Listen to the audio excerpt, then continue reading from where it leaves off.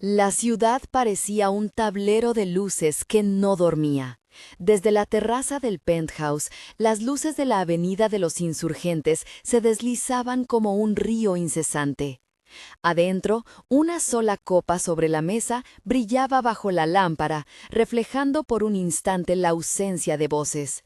Miguel Guevara miró esa luz con la misma atención con la que revisaba los informes de la mañana, buscando orden donde había silencio. Era Navidad en la Ciudad de México y, como todos los años, el lujo no lograba cubrir la sensación de vacío que habitaba la casa. Antes de comenzar la historia, cuéntanos desde qué ciudad nos estás leyendo y valora esta trama del 0 al 10 en los comentarios. Tu opinión nos ayuda a seguir contando historias que toquen el corazón. La instrucción para contratar a alguien llegó 3 semanas antes de las fiestas. Miguel había pedido discreción y eficacia, limpieza profunda, orden en cajones que llevaban años sin abrirse y, si era posible, una persona que aceptara trabajar sin preguntas. Isabel Cruz contestó al aviso de forma directa, presentó referencias, habló de su tía doña Teresa que vivía en la colonia y del pan que solía vender en la feria los domingos. En su hoja no había títulos universitarios ni palabras de protocolo. Había, en cambio, un número de teléfono con mucho uso y una foto donde su sonrisa se proyectaba como quien no teme decir lo que siente. Entrar al penthouse fue para Isabel como cruzar un umbral de teatro. Pisos que brillaban como espejos, cortinas que parecían telas de museo y una nevera llena de envases con etiquetas impecables. Trabajó con prontitud, dejando en el aire un olor leve a detergente que por primera vez en la casa convivía con un aroma distinto, canela y naranja confitada, restos de una Navidad ajena que había albergado visitantes y conversaciones que ya no volverían. Miguel la observó desde la distancia susurrante del despacho, curioso por algo que no supo nombrar. No era la forma de moverse o su rapidez, era la forma en que ella canturreaba sin vergüenza, un corrido que se mezclaba con el roce de las fibras del polvo. La invitación surgió una tarde lluviosa, con la ciudad mojada y un aguacero anunciando una tregua en la humedad de diciembre. Isabel guardaba los platos en la cocina cuando Miguel apareció al borde de la encimera, con una taza de té en la mano temblorosa. Había algo en su figura que se había suavizado desde el principio, menos rígido, menos mecánico en el saludo. «Doña Isabel», dijo él, sin saber bien por qué revertía el orden y la formalidad. «¿Le gustarían unas tortas que mi asistente encargó? Son de bacalao. Dicen que quien las prueba olvida el frío». Isabel rió, una risa franca, y negó con la cabeza. «No, señor, gracias. Yo voy a cocinar para mi familia el día de Nochebuena. Pero, si usted quisiera», y su voz bajó como quien ofrece un tesoro, «podría venir. No hace falta traje ni protocolo. Venga a la Casa Azul, le hacemos un lugar para que no se siente solo». La propuesta fue simple, sin concesiones. Una casa modesta en la colonia, mesas largas, el olor a bacalao y a pan recién hecho. Para Miguel, acostumbrado a cenas donde el comentario principal era la cifra del donativo o el nombre del diseñador, la invitación era una anomalía. Aún así, aceptó. No era la espontaneidad lo que lo movía, la que no había practicado en años, sino una curiosidad sorda, una necesidad de comprobar si lo que Isabel decía era verdad, que la compañía de otros podía ser un remedio mejor que la conversación profesional. La noche en la Casa Azul fue un equilibrio de mundos. La mesa estaba cubierta con manteles de algodón, algunos desiguales. La cristalería, heredada, no coincidía en talla ni en brillo. Cada vez que alguien apoyaba una copa, el sonido era distinto, un tintineo que Miguel escuchó como si fuese una orquesta doméstica. Isabel se movía con destreza entre platos y charlas. Ofrecía a Miguel un pedazo de bacalao que olía a limón, aceitunas y paciencia. Él probó y el sabor le reunió recuerdos imprecisos de infancia, de mesas donde un padre hablaba de negocios y no de poemas. «A usted le queda bien la salsa», dijo doña Teresa, que supervisaba la cocina como quien conoce la receta del consuelo. «No se quede callado, Miguel. Cuente algo de su trabajo, que aquí no se juzga a nadie por lo que gana». Miguel sonrió con la distancia que aún le quedaba. No habló de números ni de acciones, habló de una decisión reciente, de cómo había donado parte de la Navidad a una fundación. Sus palabras, medidos gestos que buscaban no mostrarse, se transformaron en conversación común.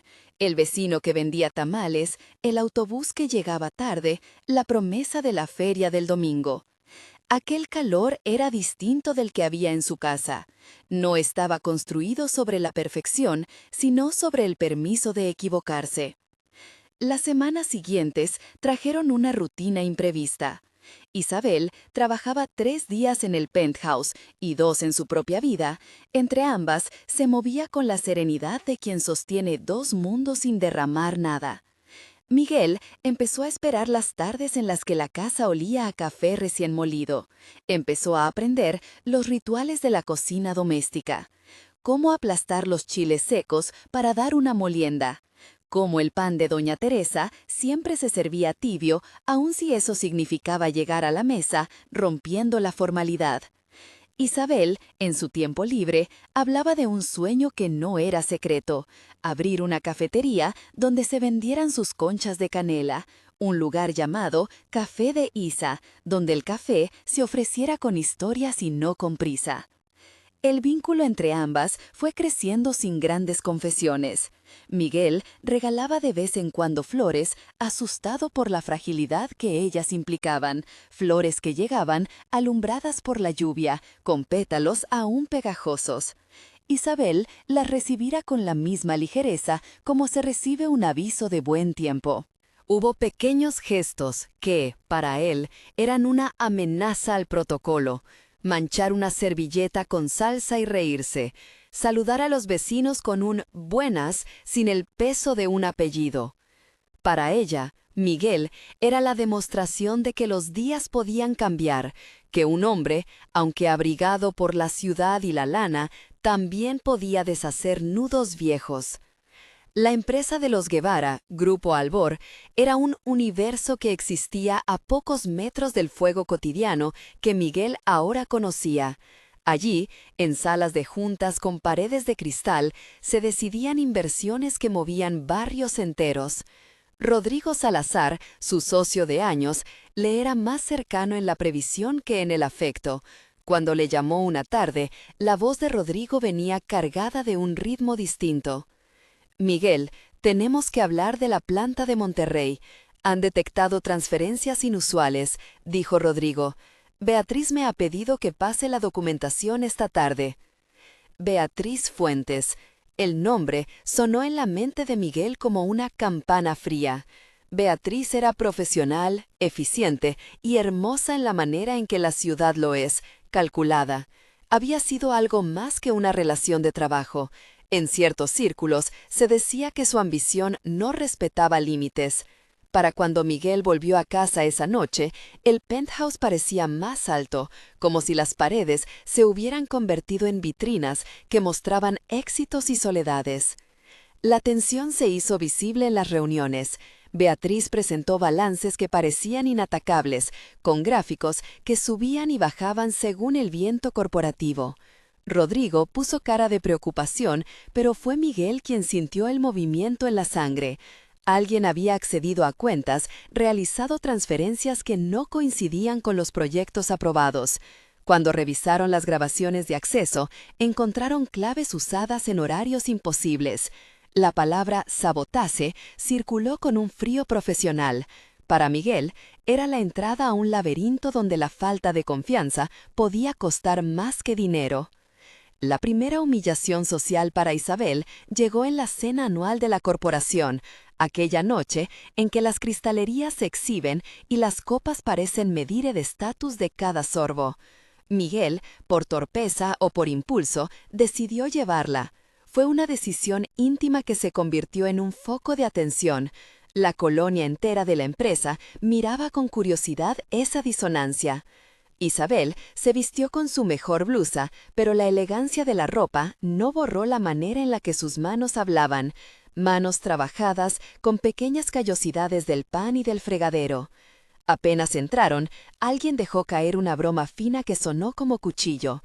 Clarisa, amiga de Beatriz y conocida por su lengua afilada, lanzó un comentario sobre acontecimientos inesperados en la mesa principal. Había risas contenidas.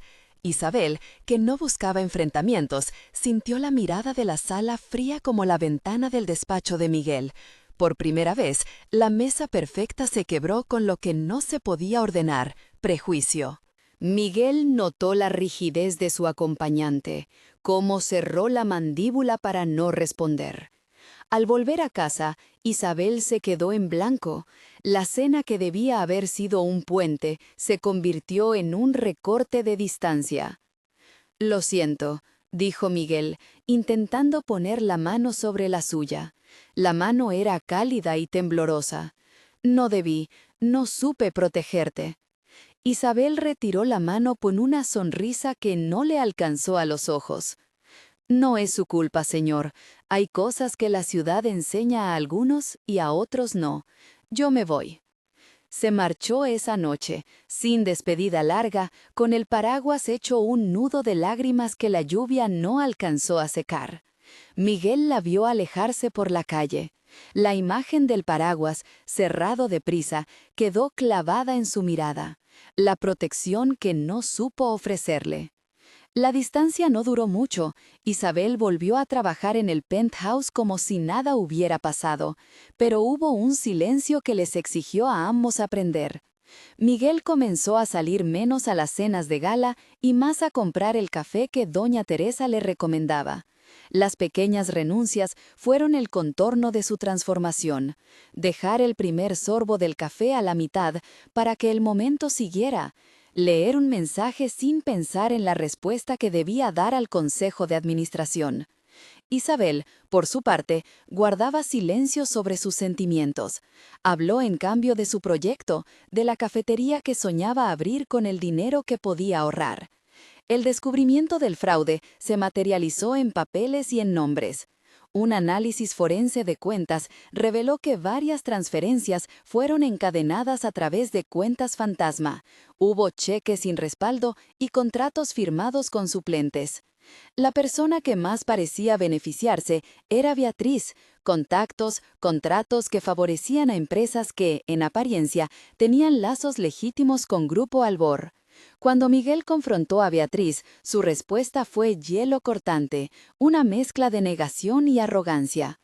«Usted sabe cómo funcionan las cosas, Miguel. Los errores existen. No vaya a culpar a quien aporta soluciones». La situación escaló hasta la Junta Extraordinaria, donde Rodrigo expuso las pruebas con la calma de quien prepara una operación. La sala de juntas olía a café recalentado y papeles. Los proyectores arrojaban datos como si fuesen flechas. Miguel pensó en Isabel, en las manos que cosían manteles y en la promesa de café de Isa. Se preguntó qué tipo de hombre era cuando debía decidir entre salvar la reputación de la empresa y responder a la cercanía humana que le devolvía la vida. Héctor Guevara, su padre, apareció entonces con la exactitud de una tormenta prevista. Hombre duro que había levantado imperios con la severidad como brújula, ofreció un ultimátum disfrazado de consejo. «Miguel», dijo Héctor en la oficina que durante décadas había dictado destinos, «si dejas que tu vida personal influya en las decisiones de la empresa, no serás digno de la herencia que quiero dejar». Las palabras tuvieron el peso de una puerta que se cierra. Miguel sintió el terreno desaparecer. En la comunidad de Isabel, los rumores no tardaron en correr, que la hija de la vecina había provocado una crisis en Grupo Albor. Ella escuchó desde la distancia, con la dignidad que le enseñó su tía, y decidió darse un paso al lado. No porque su orgullo fuera mayor que el amor que empezaba a nacer, sino porque sabía que un nombre manchado podía perjudicar a quienes dependían de ella: la familia, la tía, las pequeñas cuentas que mantenían la esperanza viva. Tengo que irme, le dijo a Miguel una mañana, mientras doblaba manteles con la destreza de quien ordena el mundo. No quiero que su apellido tenga que luchar por mi silencio. Él no supo qué decir, quería gritarle que no se fuera, que su apellido no era una losa para ella, que podía elegir otro camino. Pero las decisiones de Héctor retumbaban en su cabeza como ecos de un mandato que siempre había seguido: mantener el orden a cualquier precio. Fue entonces, mientras Miguel intentaba recomponer lo que quedaba de su vida profesional y personal, cuando Rodrigo llamó con urgencia. La voz de su socio llevaba un pulso más acelerado que de costumbre. «Miguel», dijo Rodrigo, «tenemos pruebas nuevas. No son coincidencias. Hay un acceso directo desde la oficina de Beatriz, y alguien ha intentado borrar registros». La llamada cortó la tela tensa que sostenía la frágil cotidianidad de Miguel. Afuera, la ciudad seguía encendida, indiferente y pródiga con sus luces. Dentro, en el penthouse, una flor sobre la mesa empezaba a marchitarse por el calor de la sala, un símbolo que Miguel no quiso ignorar, la fragilidad de lo que aún no había aprendido a cuidar del todo. Se vistió con la prisa de quien entra en un ring que no conocía, llevando en el bolsillo una fotografía de Isabel dando vueltas en su memoria, como un amuleto que todavía no se atrevía a mostrar. El camino hacia la oficina fue un número de escenas rápidas, llamadas, puertas que se abrieron sin afecto, miradas que calcularon pérdidas. En la sala de acceso restringido, Rodrigo esperaba con una carpeta que parecía sostener una verdad a punto de ser desplegada. Fue en ese instante, con la carpeta sobre la mesa y el reloj marcando cada segundo como si fueran latidos, que Miguel comprendió que la encrucijada no era solo profesional, era la prueba de si su vida se definiría por la obediencia a un legado o por la capacidad de elegir lo humano por encima del brillo. La puerta del despacho se cerró tras él, como el gesto de alguien que ha decidido entrar a un cambio. Afuera, la lluvia había cesado y el aire olía a tierra mojada. En la esquina de la mesa, una pequeña taza de café había quedado, con restos de café que contaban historias de madrugadas. Miguel la miró y, sin saber aún qué decisión tomar, pronunció para sí una promesa apenas susurrada. No permitiría que la deshonestidad destruyera aquello que empezaba a devolverle la vida. Y mientras las hojas del expediente recorrían los nombres y las transacciones impredecibles, una línea de mensajes en el teléfono de Isabel quedó sin leer. Ella repasó, una vez más, la lista de precios para Café de Isa y, con una determinación que nació del trabajo, comenzó a sumar los números pensando en la forma más honesta de abrir una puerta al mundo. El vínculo entre ambos, frágil aún, pendía de decisiones que no serían sencillas. Miguel tomó el teléfono y marcó el número que ya conocía de memoria. La llamada sonó en la Casa Azul, donde doña Teresa removía la masa para los bollos del día siguiente. Isabel atendió con la voz que apenas disimulaba cansancio. «Isabel», dijo él, «tenemos que hablar». Ella hizo una pausa. Afuera, una camioneta pasó y un olor a pan recién horneado se coló por la bocina del teléfono. «Yo también», respondió ella, «pero no aquí, Miguel. Te espero en la feria el domingo. Habrá un puesto con canela y música. Si quieres, ven. Si no, no te preocupes». La invitación era un acto de coraje, un lugar público, sencillo, sin adornos, donde lo que importa son las manos que trabajan y el sudor que no se disfraza. Miguel aceptó. No supo si por desafío contra su padre, por necesidad o por la verdad que Isabel representaba. El domingo, la feria aguardaba con luces humildes y el bullicio de quien vende y compra la vida en porciones. La feria era un mundo distinto, puestos de pulque, de pan de elote, toldos con manteles floreados. Isabel atendía una mesa donde las conchas se acomodaban como pequeñas promesas. Miguel la vio entre la multitud con una mezcla de orgullo y temor. Se acercó con parsimonia, como alguien que entra a un lugar sagrado. «Hola», dijo él, con una voz que le parecía ajena por la honestidad de su emoción. Ella lo miró, y por primera vez, la sonrisa no tuvo un refugio, era completa. «Veo que trajiste flores», comentó, señalando la pequeña mancha de pétalos que Miguel llevaba en la solapa. «Están un poco mojadas, pero se ven bien». «Las flores siempre tienen permiso de estar mojadas», respondió Miguel, «y yo vine porque no aguanto más esto de verme solo desde arriba». Ella le ofreció un trozo de pan de canela. Cuando Miguel lo mordió, el calor del relleno le habló de hogares que había ignorado durante años. En la feria, entre voces y risas, Miguel y Isabel encontraron un espacio donde lo que uno era no necesitaba justificar al otro. Fue un respiro antes de la tormenta, un instante que prometía la posibilidad de reconstrucción. Por la tarde, Rodrigo aparecería con noticias que no podrían esperar al silencio de la noche. En la plaza, un vendedor de alegría ofrecía globos de colores.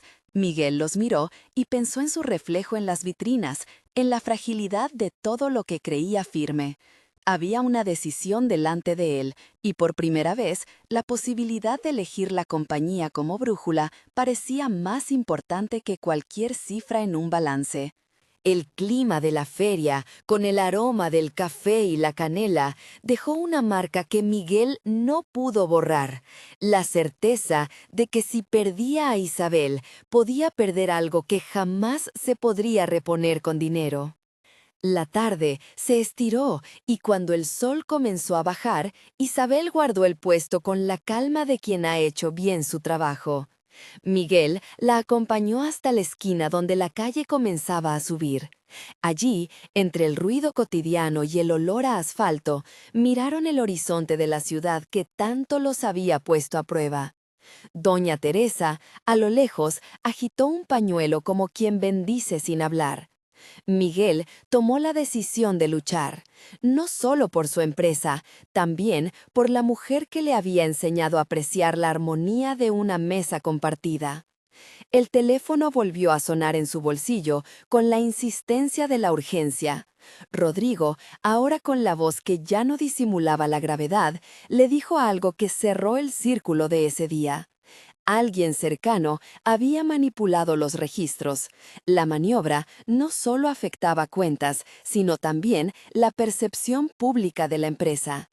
Miguel pensó en Beatriz, en las mesas finas y en la copa que se rompe. Pensó en Héctor, en su mandato. Y al final pensó en Isabel, en la promesa que aún no se atrevía a pronunciar. Cerró los ojos por un instante y al volver a abrirlos, supo que el siguiente movimiento definiría su historia. Salió del puesto, con la cartera de papeles en la mano, decidido a enfrentar la verdad, cueste lo que cueste, aun cuando eso implicase arriesgar el brillo de su apellido. Y mientras bajaba la calle, una ráfaga de viento desordenó los pétalos de una flor que había dejado en la mesa. La flor cayó al suelo y quedó intacta en su humildad, esperando que alguien la recogiera. Miguel apretó el paso. El aire de la tarde se le pegó a la piel como una promesa que todavía no se había cumplido. Miguel dejó atrás la feria y la cadencia de los puestos, y la ciudad volvió a cerrarse alrededor. Fachadas de vidrio que devolvían su figura encorvada, un olor a aceite de tráfico, la puntualidad de la gente que siempre parece ir a un lugar importante. Apuró el paso hacia el edificio, donde desde hace años se decidía el pulso de su nombre. Cada escalón le hablaba de cenas formales, de manos que no se ensuciaban en el trabajo, de decisiones tomadas sobre mantel blanco. Esta vez, sin embargo, él bajó la cabeza y dejó que el polvo de la vereda se pegara a sus zapatos.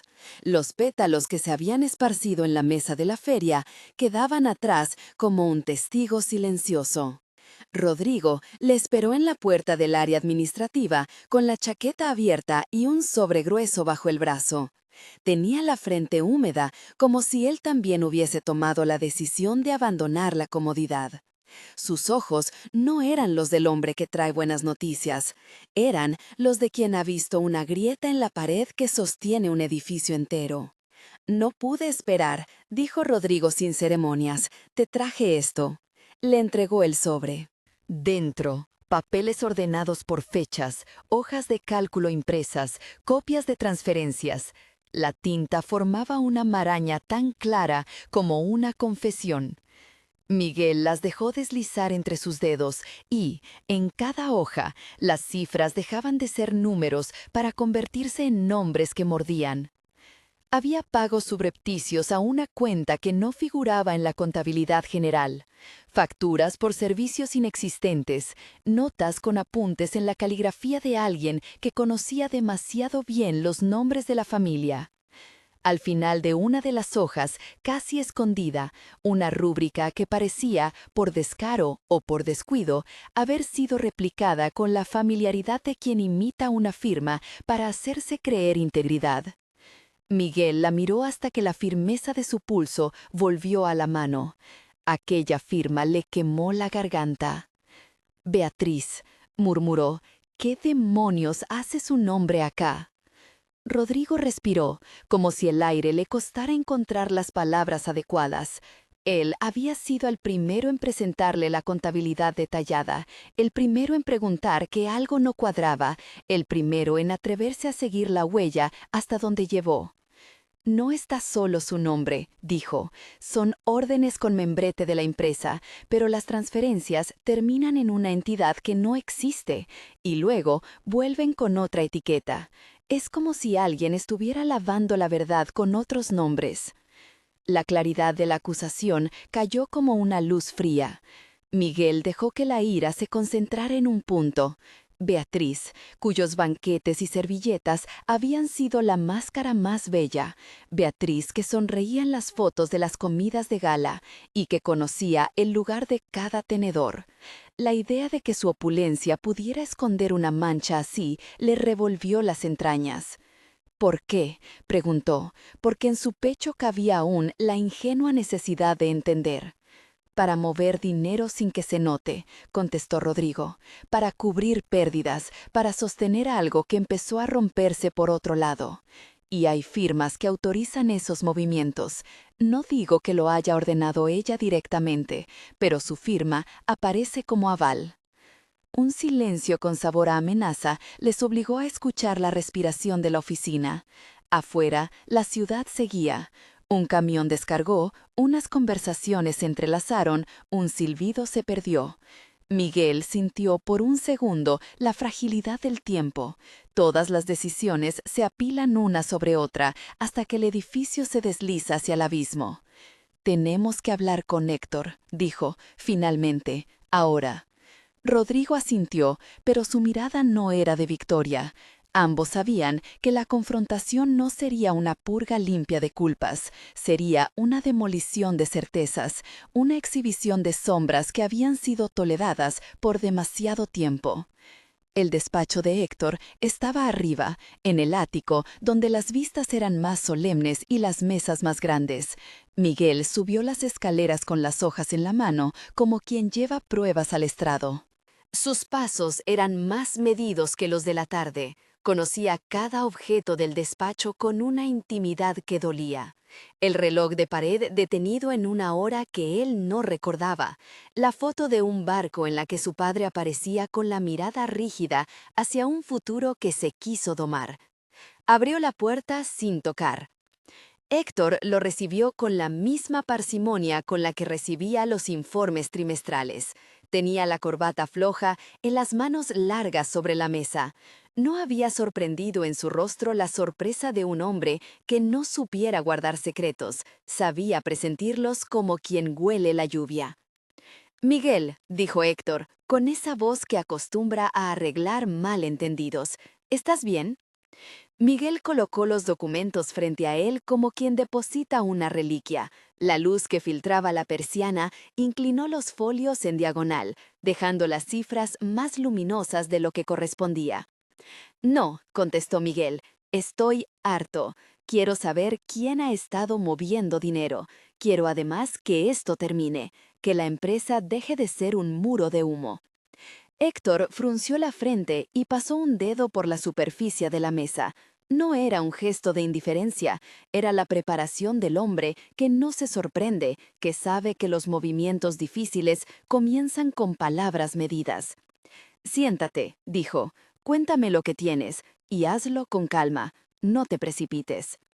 Miguel no buscó calma, le habló con la prisa de quien teme que la verdad se enfríe y vuelva a blanquearse. Le tendió las primeras hojas, las que mostraban las transferencias a la entidad fantasma, el entramado que para él ya olía a traición. Héctor las miró, no las dejó caer. Sus ojos navegaron por las cifras con la destreza con la que un navegante lee las corrientes. Cuando la mirada volvió a su hijo, no había reproche inmediato, había cálculo. «No te equivoques», dijo Héctor con voz templada. «Lo que ves son soluciones. No siempre la verdad es cómoda. A veces hay que ocultar lo que se está desmoronando para poder recomponerlo. No es ideal, Miguel, pero es real». Una frase que en otra boca habría sido un revés para Miguel. La palabra soluciones le parecía ahora una máscara para hechos que pudieran dañar no solo la empresa, sino la reputación de la familia, un patrimonio construido con los codos. «¿Quién ordenó esos movimientos?», preguntó Miguel con la exactitud de quien busca la raíz. Héctor no negó, dejó que el silencio llenara la habitación. Cualquier palabra que no fuera la suya podría activar fuerzas que él prefería mantener dormidas. «Hubo decisiones que tomé con la intención de sostener el empleo de muchas familias», dijo al fin. «Es una responsabilidad. En ocasiones los números se curvan para salvar a los que dependen de nosotros. No siempre podemos ser transparentes y esperar que el mundo nos lo agradezca». La lógica de Héctor no era inmoral en sí misma, era el razonamiento de un hombre que había hecho de la protección el gran imperativo de su vida. Pero Miguel había visto el rostro de Isabel en la feria, la sencillez de su puesto, y supo que la protección que su padre invocaba también encubría el lujo personal de otros. En su mano, los papeles pesaban más por lo que implicaban que por lo que mostraban.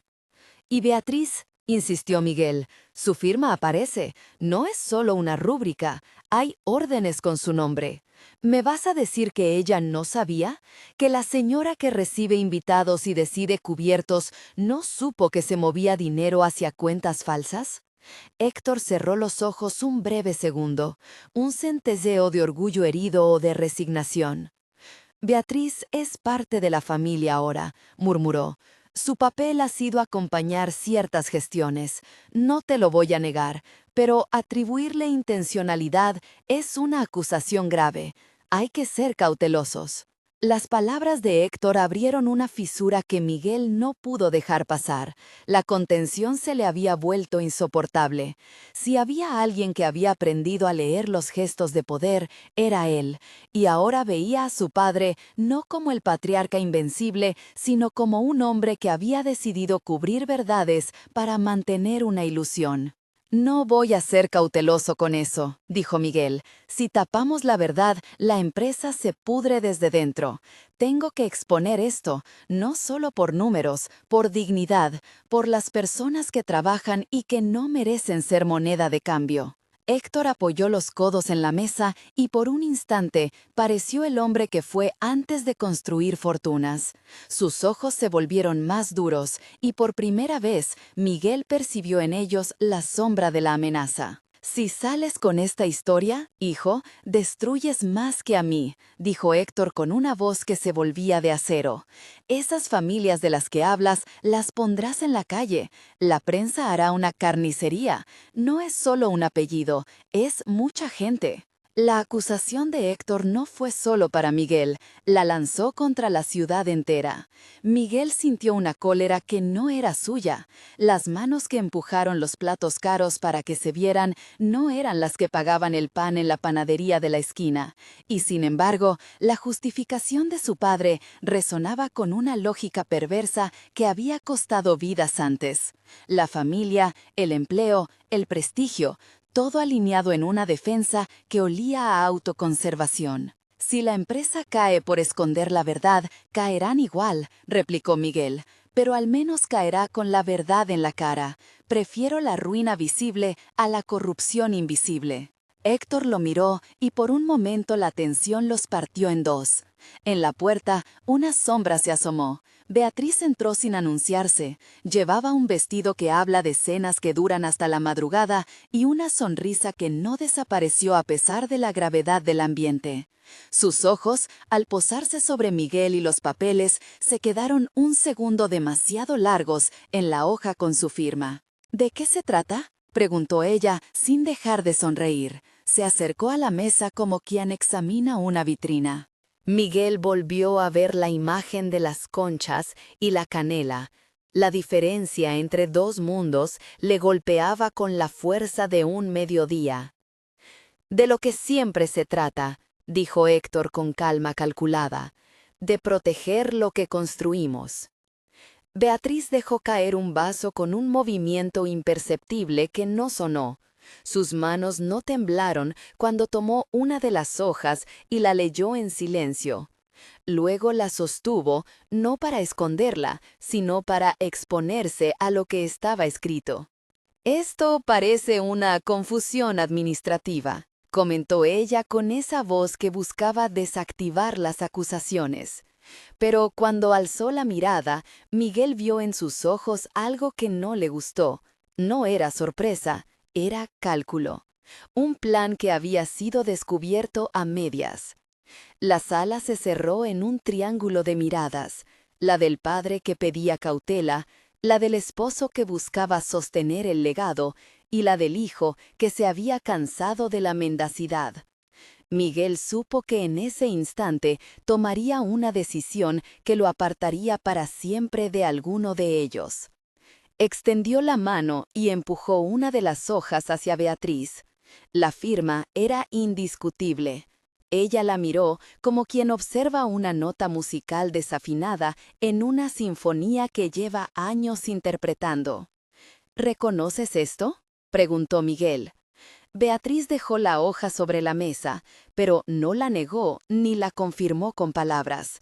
Su silencio le dio la misma sensación que las sombras en la feria, la posibilidad de que lo tangible fuese más verdadero que la apariencia. «No todo lo que parece es lo que es», contestó ella por fin. «Hay gente que sabe cómo disfrazar una firma y hay otros que saben cómo usarla». La ambigüedad de su respuesta fue una daga. Miguel sintió que la red que sostenía los secretos se tensaba. No bastaba con acusar, necesitaba pruebas irrefutables y, sobre todo, decidir si pediría que todo quedara al descubierto o si lo callaría para salvar lo que quedaba del nombre. «Voy a buscar la verdad hasta el final», dijo Miguel. «No importa si hace falta ir a quien sea. Esto termina hoy». Héctor se inclinó en su silla y por primera vez mostró el cansancio de un hombre que ha acumulado demasiados desvelos. Sus dedos tamburearon sobre la mesa. «Si lo haces, recuerda esto», advirtió Héctor. «No eres el único que sufre las consecuencias. El apellido que llevas no es solo tuyo, es de todos los que han trabajado aquí y de quienes dependen de nosotros. Piénsalo bien». Miguel lo pensó. Pensó en Isabel y en el pan de canela, en las manos de la gente que guarda su oficio con orgullo y en la idea de que la verdad, aún dolorosa, podría devolver algo que hacía tiempo estaba perdido, la posibilidad de elegir sin asfixias. La decisión, sin embargo, no llegó completa. Alguien llamó a la puerta. Era la secretaria. Entró con un sobre en la mano y sin miramientos lo dejó sobre la mesa. Miguel lo abrió con la sensación de quien destapa una caja con algo dentro que no esperaba. Dentro, además de una carta, había una fotografía. La fotografía mostraba una reunión, pero no una cualquiera. Era una imagen robada en la que Andrés, un nombre que Miguel no había oído en meses, aparecía al lado de un hombre que figuraba como proveedor en una de las facturas dudosas. En la esquina de la foto, un sello de una notaría que no figuraba en los papeles oficiales. Miguel sintió que el rompecabezas se complicaba. No era solo Beatriz, no era solo su padre. Había una red que tendía manos desde lugares inesperados. Fue entonces cuando una certeza nueva se asentó en él. La verdad no sería un solo nombre, sería una cadena. Y cada eslabón que rompiera alteraría para siempre lo que había sido su mundo. Miró a Rodrigo y luego a su padre. El despacho se había convertido en un microcosmos de la ciudad. Alianzas, comodidades, traiciones y miedos.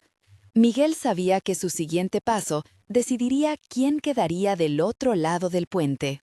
Con la foto en la mano y el zumbido de la tarde en la cabeza, se puso de pie. No tenía todavía la estrategia completa, pero tenía algo que, para él, pesaba más que todo. No quería que su vida se plegara al temor de la herencia. Si arrancaba la trama, debería estar dispuesto a ver cómo todo caía. Y si lo hacía, no había vuelta atrás. En la puerta, Beatriz dejó escapar una risa que no era cruel, pero que tampoco era consoladora. Héctor cerró los ojos, Rodrigo apretó los labios.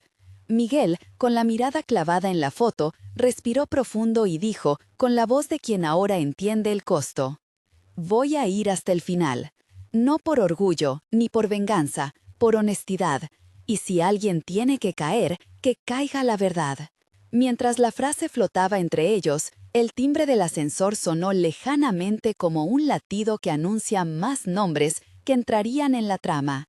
Miguel giró sobre sí mismo, y al mirar a través del cristal de la ventana, el cielo de la ciudad comenzaba a teñirse de un violeta que prometía noche. Afuera, la calle bullía, y en algún puesto de la feria, una mujer guardaba las últimas conchas sin saber que, en un despacho de arriba, se estaba jugando una hora que definiría el mañana. Miguel recogió los papeles y salió. No tenía un plan claro, solo la decisión de no retroceder. Y mientras bajaba las escaleras, con la fotografía doblada en el bolsillo, pensó en la flor que había quedado en la mesa de la feria. Intacta y humilde, aguardando a que alguien la recogiera. Salió a la calle con la convicción de que, al igual que esa flor, había cosas que merecían ser levantadas aunque la tierra estuviera fría. El bullicio de la ciudad lo recibió de nuevo. El brillo de los escaparates le devolvió su figura, pero ahora, en su pecho había una claridad que lo separaba de los otros. No luchaba por el brillo, sino por la verdad. Se detuvo un momento en la esquina y sacó su teléfono para marcar un número. No era número de periodista, ni de abogado. Era el número de alguien que representaba el mundo opuesto al suyo. Isabel. Necesitaba su presencia, no solo por consuelo, sino porque la honestidad que veía en ella le daba fuerza. La voz de Isabel contestó con una calma que lo sorprendió, como si en el fondo supiera que el mundo puede romperse y aún así seguir latiendo. «Estoy en casa de mi madre», dijo brevemente. «¿Qué pasa?» Miguel inhaló. Quiso contarle todo y al mismo tiempo protegerla de la pudredumbre que se asomaba.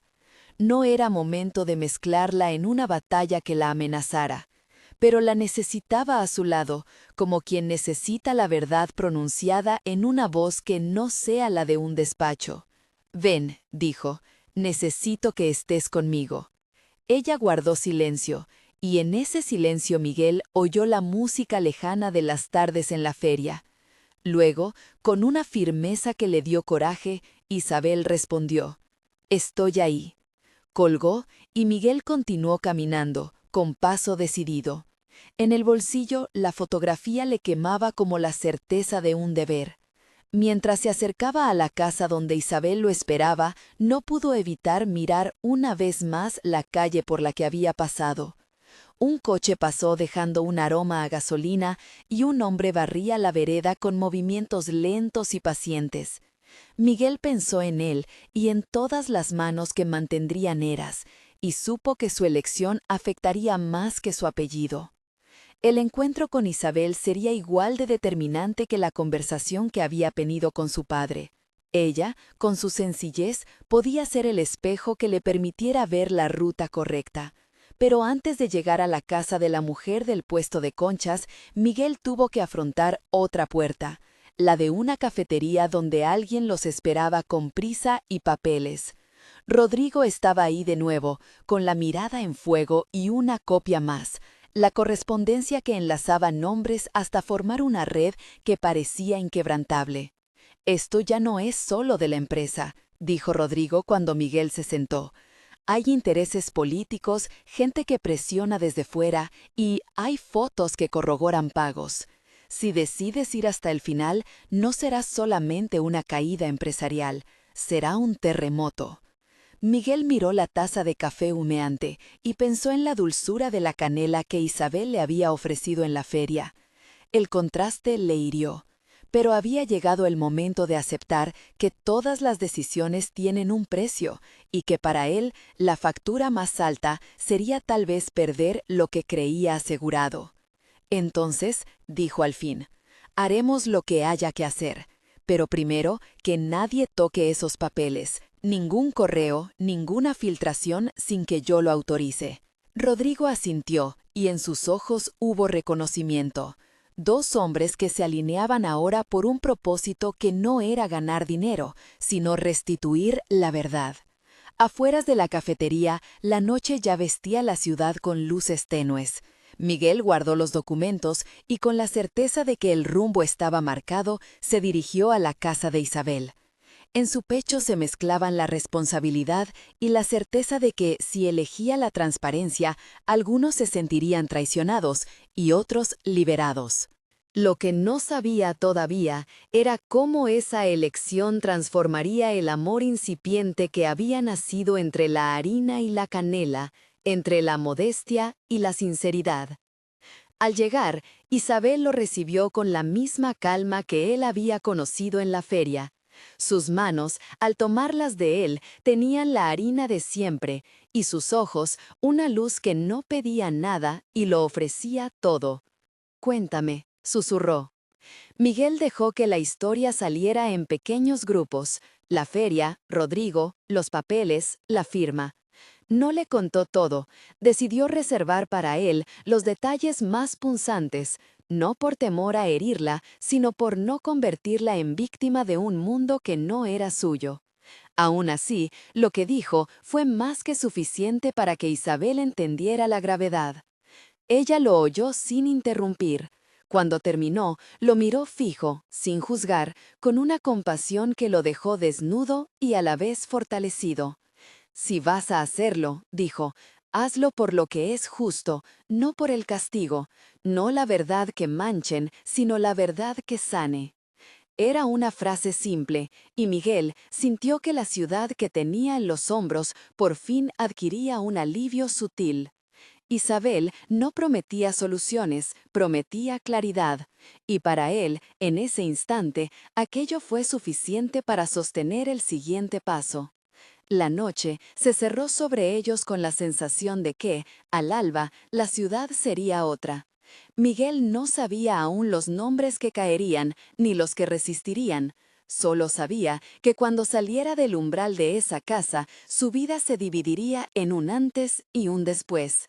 Tomó la mano de Isabel y la apretó con la certeza de que, con o sin fortuna, había encontrado algo que no estaba en libros contables, un lugar donde la verdad se podía decir en voz baja y aún ser escuchada. Cuando se apartó para ir a la oficina de Rodrigo y ultimar detalles, la calle parecía contener el aliento. Miguel miró la flor que había dejado en el puesto, recordando la imagen de los pétalos arrastrados por el viento. Se preguntó si alguien la había recogido, y supo que, así como la flor, la verdad debía ser levantada con cuidado. Caminó entonces, con la noche por detrás y la promesa de la mañana por delante, hacia un destino que ya no era el de un hombre que defendía solo su apellido, sino el de alguien dispuesto a pagar el precio de la honestidad. La oficina de Rodrigo olía a tinta y a papel viejo. La luz de la lámpara proyectaba sombras largas sobre las carpetas apiladas. Sobre la mesa, los documentos que Miguel había entregado parecían menos frágiles que cuando los había sostenido en la cafetería. Ahora eran prueba, no solo peso. Rodrigo se movía con precisión, como alguien que ha ensayado este momento muchas veces en su cabeza. Necesitamos asegurar copias, dijo Rodrigo. Sellos, testigos, no basta con mostrarlas, hay que construir un relato que nadie pueda desmontar con una sola acusación.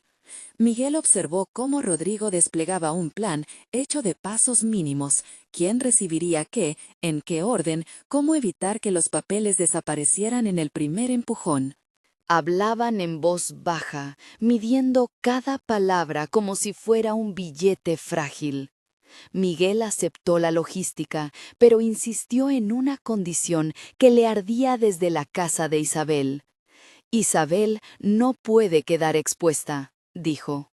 Ella no hizo nada más que ofrecerme un pan y un oído. Protegerla es parte de esto. Rodrigo asintió, y por un instante el hombre duro se volvió solo protector. Pensaron en formas de separar lo personal de lo público, en nombres que no debían aparecer, en historias que debían contarse con cuidado para que la verdad no se alimentara del daño ajeno. Hablaron de abogados de confianza, de un periodista que no trazaría la dirección de nadie, de una posible rueda de prensa que pellizcara la verdad hasta hacerla saltar. Miguel recordó la flor en el puesto, cómo sus pétalos habían caído sin ruido.